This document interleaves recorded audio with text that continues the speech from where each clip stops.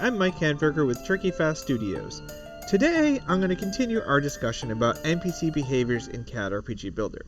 This time, we're going to talk about the follow behavior. By the end of this video, you should be able to set up an NPC to follow the player or some other character. Now, I've started here with a level that I've built. It's using some assets that are off of the Unity Asset Store. I'm going to put some links in the description so that you can purchase these assets yourself if you'd like. And I've also got this goblin here. He's got a state machine, but he doesn't have any states on it other than dead. And he's got some basic things such as a triggered action where if his health is equal to 0, he's going to go into the dead state. And then also a trigger when he gets hit in combat, he's going to play this hurt animation. And then the dead state actually plays the dead animation. Now he's also got a combat manager, a faction manager, ability manager, nav mesh, pathing manager, and some stats, along with a threat manager. So, as it stands now, he's not really going to do much. If I walk up to him, he's just going to stand there. He doesn't even turn around to face me. And I can hit him. He plays that hurt animation. And now he's dead.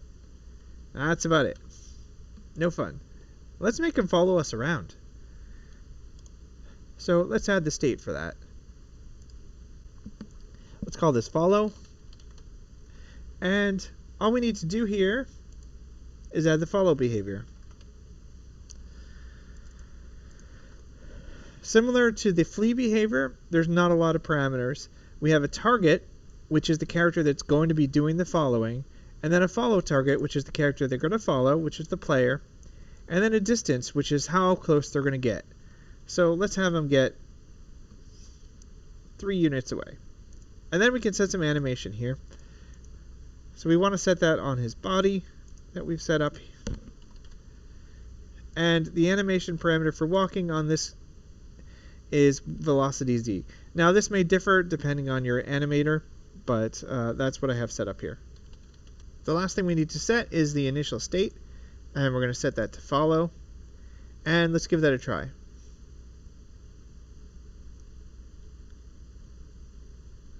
So if we come down this way, he's probably already on his way over. There he is. Now if we get further away from him, he's going to catch up to us. He's just going to follow us everywhere. He's a nice little goblin friend. Unfortunately, he's a goblin, so, you know.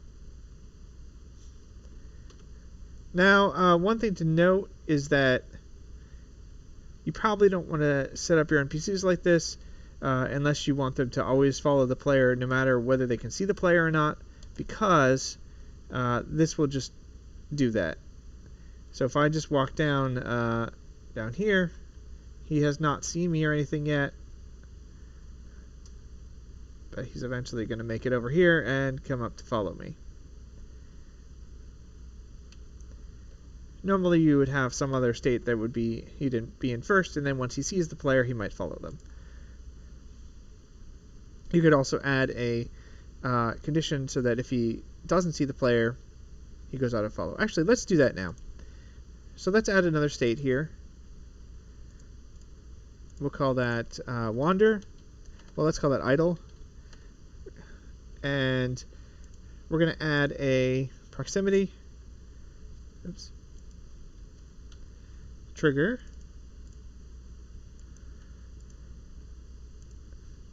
Targets the owner. Collide targets the player. Radius is 10.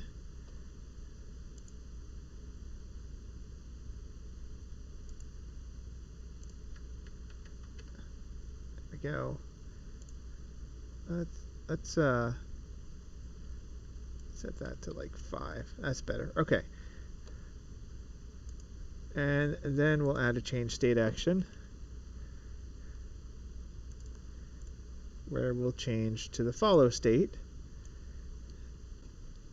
Alright, now in the follow state, let's add another trigger for proximity.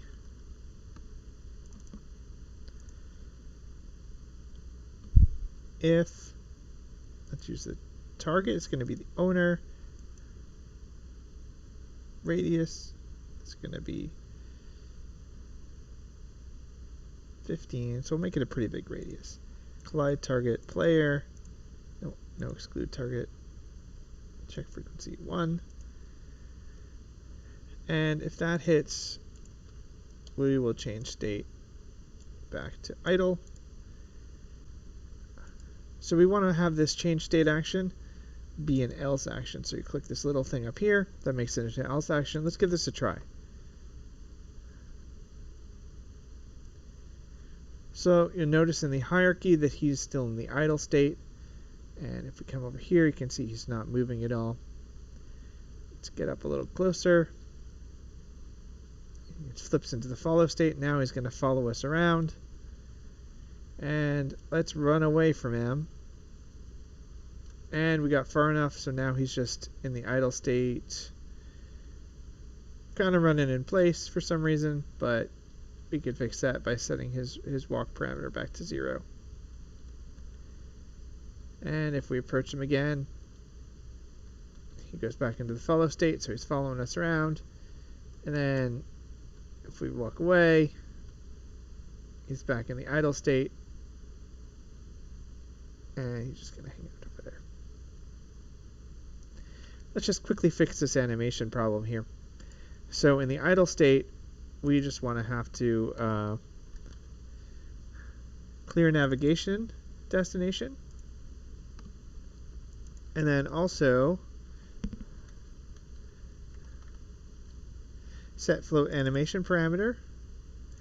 And we're going to set that on the body.